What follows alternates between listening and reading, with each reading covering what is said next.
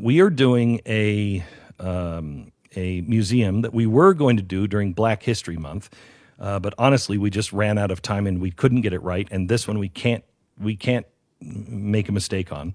But as we approached this one, we started reaching out to some African American museums around the country and some other museums. And we decided to take a different approach. And I'm glad we waited because I was working on it yesterday. And the parallels between then and now are shocking. So the premise of this museum that we're doing, it opens up in 2 weeks. It's going to run for 2 weeks only? It's the last weekend of June. And then I think it closes on the 7th of July. Yeah, June 29th to July 7th. Okay. And you can get your tickets at mercury1.org, and we really invite you to go there. What we decided to do was look at Lincoln's promise and Lincoln's challenge to us. And, when Lincoln gave the Gettysburg Address, he challenged the nation. But I don't think that challenge is over. When he signed the Emancipation Proclamation, it was just for America. And I know we get a bad name, but let's really look at this from a different perspective.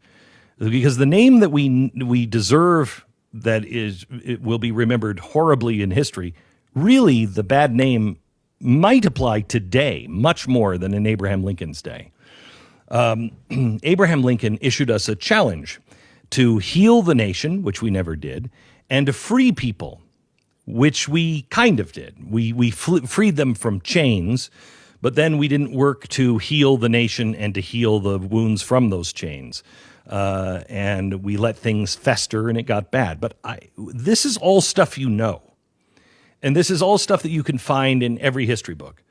So what we've done is we're going to take you through then and now, because is slavery an American problem? Is slavery an 18th century or 19th century problem? The answer to those, no. Is it a white black racist problem? No, it's not. And we will show you not only the history that you've never seen before. For instance, yesterday I was going through photograph after photograph after photograph of Native Americans and their slaves. Their slaves weren't freed until I think the 1870s. Going through photograph over photograph of black and white children here in America, both slaves. I didn't even know that happened. We're going over photographs of the slave trade in Brazil. We've got 50% of the slaves that were shipped across the ocean. 50% of them went to Brazil. 4% went to the United States. That's crazy. I didn't know that. Did you? Now, this is not a history lesson on black history, although it has a lot of black history in it.